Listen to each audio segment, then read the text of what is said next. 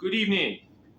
I wanted to make a few points about Deion Sanders and why he's just not being successful and some of the things going on right there.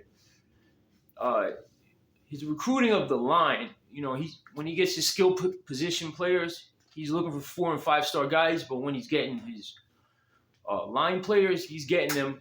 He wants to get them all from the portal. In 2024, he's ranked 66th.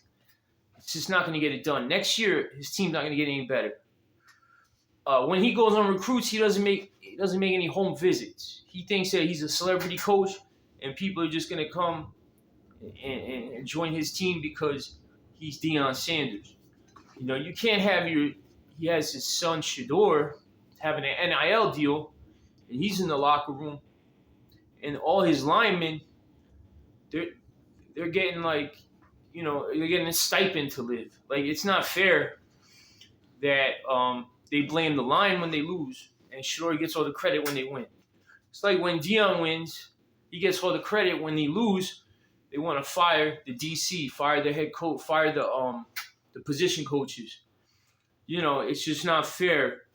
You gotta blame Deion Sanders. He came in, he fired there was 10 linemen at least he fired when he came to that school, and you guys praised Deion Sanders. Like, oh, he fired their 111 team, they're sorry. Okay. You don't think he could have used any of those 10 offensive linemen that he fired? Even his backups? I bet you 3 of them would have started for this line right here. So there's no way. One of them is starting for Florida State right now. One of those linemen that Deion fired is starting for Florida State. Another one is starting for Power 5 schools. So you got 2 linemen that are good enough to start for high-end schools. You're telling me that they couldn't play for Colorado? That's ridiculous. This season is about Shedurs Sanders and his stats. That's why you got Kavarsier's Smoke, right? He ran for 1,587 yards, almost 1,600 yards at Kentucky. So you're telling me he can't be 4th string on this team? It's nonsense. Kavarsier's Smoke is a proven back. He's 210 pounds. He's quick. He's fast. And you got Dylan Edwards, a freshman, starting over him. That's 160 pounds.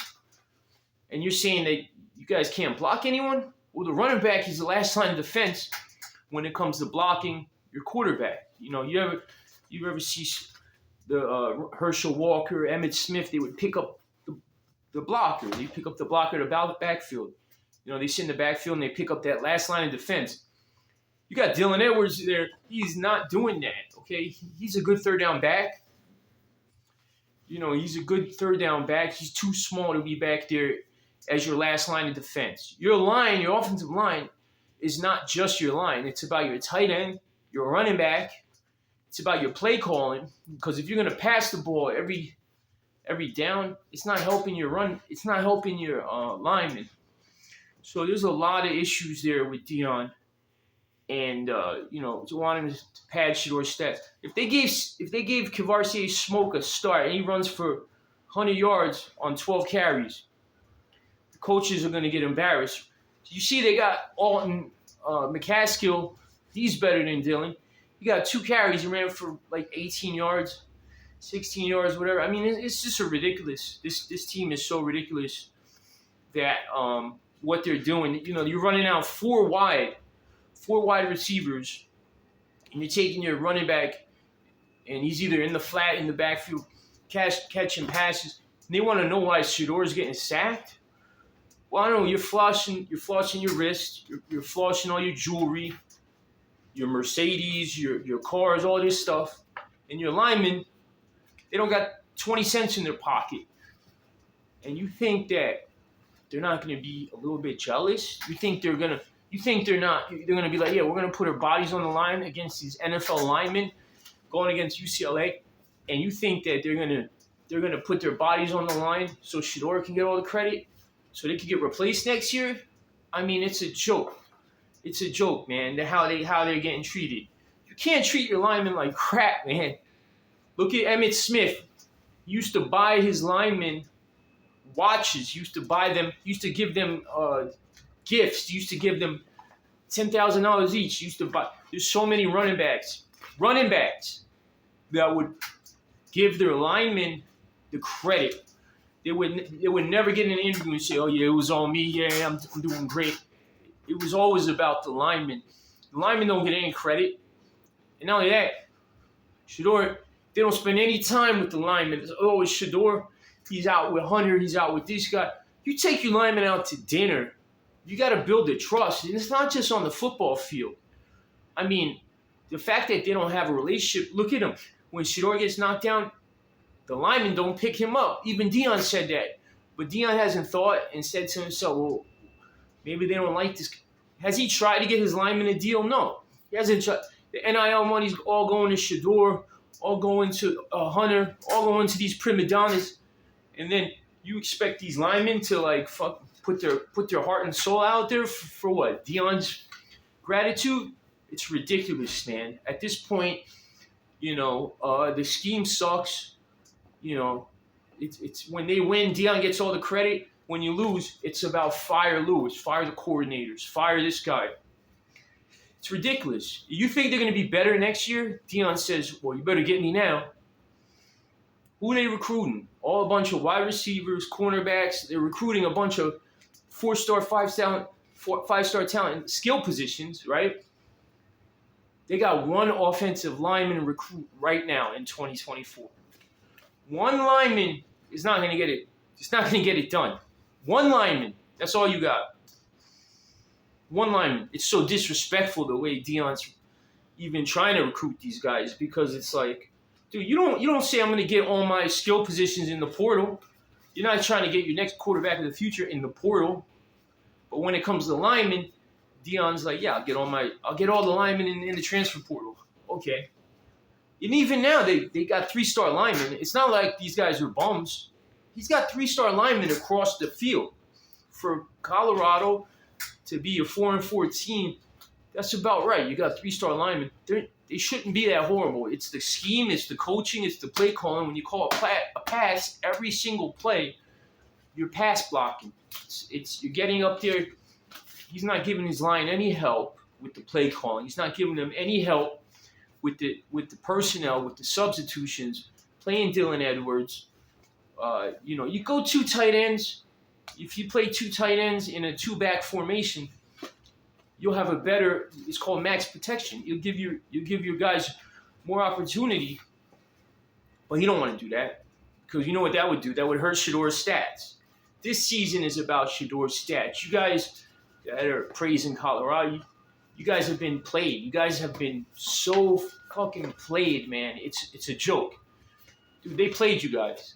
This season is about Shedeur, NIL money, Deion's platitudes. It's all it's about. It has nothing to do with Colorado winning.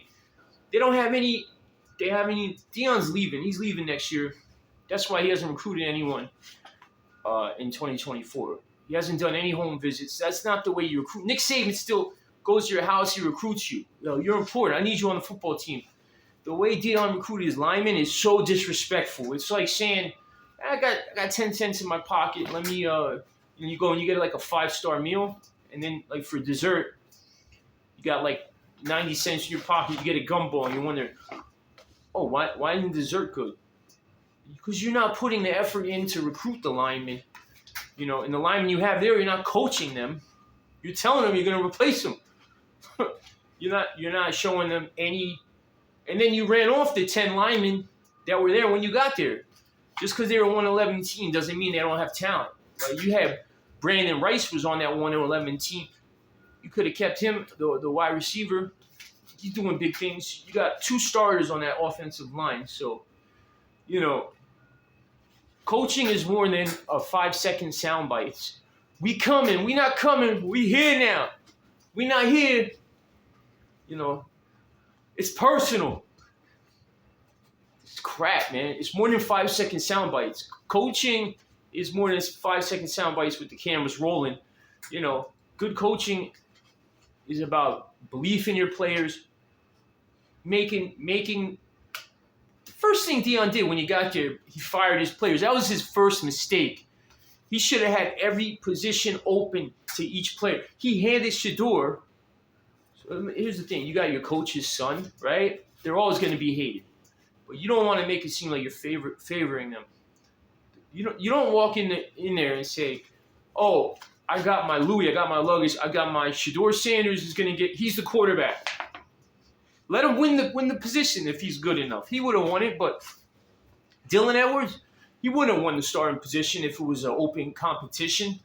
Those wide receivers, Omari Miller should be starting. Cormani McLean should be starting. There's a lot of guys that should be starting. Smoke should be playing and starting. McCaskill should be the other running back. Hankerson should be the third string running back. Dylan should be the fourth or the fifth string running back. You got that whole thing backwards, and you can't think that this is all biased, man. It's kind of ridiculous. And everyone says, well, they could have been 6-2. Oh, they're 4-4. They could have been 2-6. They had CSU should have won that game, and Arizona State went into overtime. So really, you guys aren't that far from a 1-11 team. And if you look even further, the 1-11 team that you guys make fun of, they had one divisional win, and Colorado has one Pac-12 win. So to me, the teams from last year to this year, they're pretty even. Consider this: they had a lot of sanctions. Not from the league, but they had sanctions from the school itself, internal. So you can't blame the 1-11 team and say there's no talent there. Every football team in the Pac-12 has talent. I don't care if they go 1-11, 2-10. There's going to be players on that team that can play. It's small margins for these victories. And, this Colorado team is I'll give you another example. You got so many NFL sons that Deion's friends with that he plays. Who started the game? Who started the season? Feely did, right? Why didn't you have a kicking competition between Mata and Feely? I guarantee you they didn't have one, because he pulled Feely after he missed a couple kicks. If you were legitimately starting your guy, you're not going to pull him after a couple plays. So that tells me right there, you got the cornerback, what's his name? Number 23. He was getting cooked.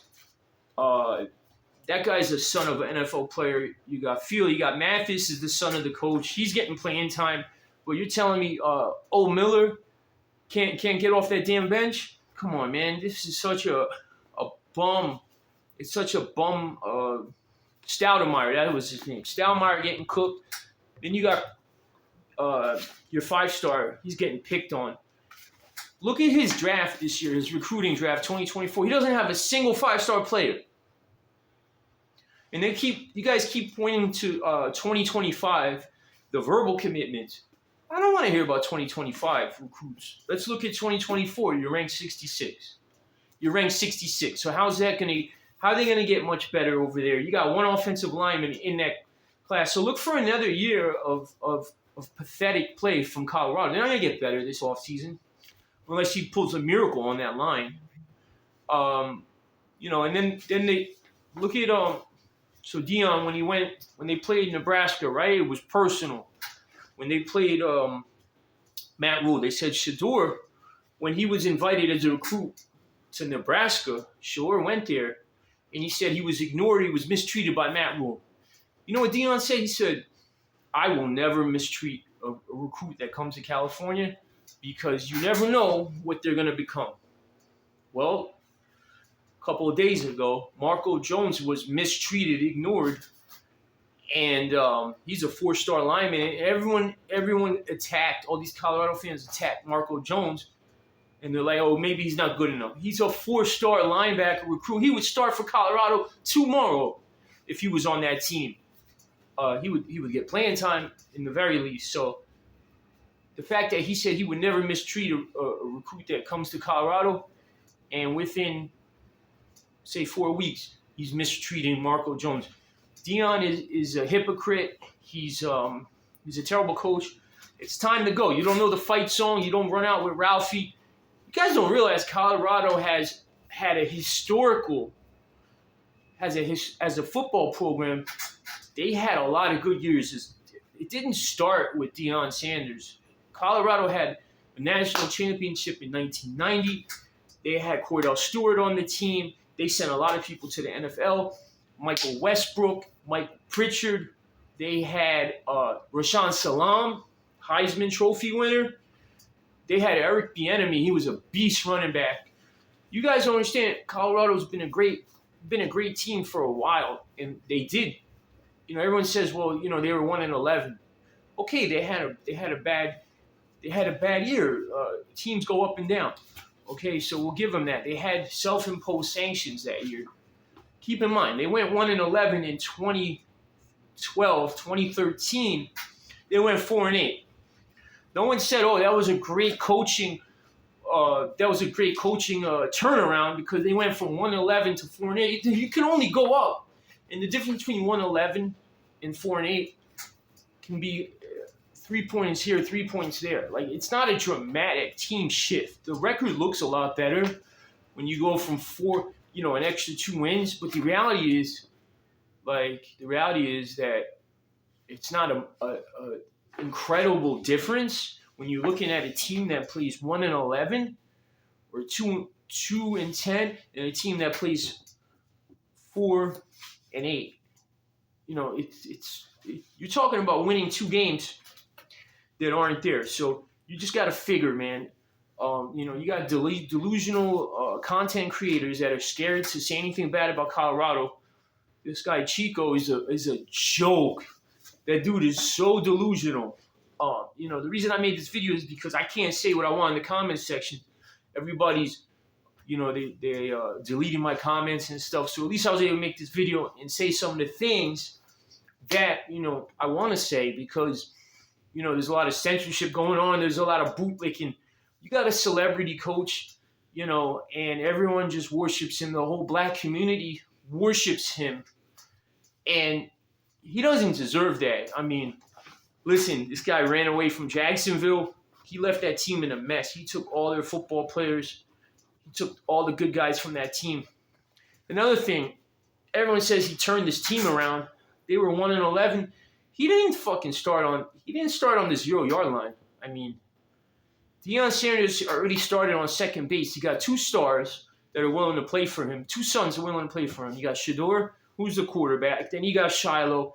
Then he had Coach Travis Hunter. He's a 5-star player. Shedurs a 4-star player.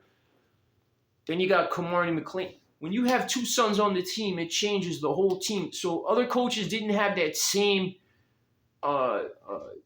advantage. So don't tell me that Deion Sanders was at such a disadvantage. He came in a 1-11 team. If he was smart, he would have kept those players, had an open competition, and whoever won the starting positions would have won. But Deion Sanders, it's all about him. He made a lot of mistakes, and I think it's time to get rid of him. He doesn't know the fight song. They don't run out with Ralphie, and he's losing. He lost 4 out of the last 5 games. He's not a good coach, and I think we got to cut our ties with him. If you don't agree, one thing I won't do is censor anyone. So if you want to put your comments, put them on there. I don't care. I'm not scared. But Deion Sanders needs to go, man. He's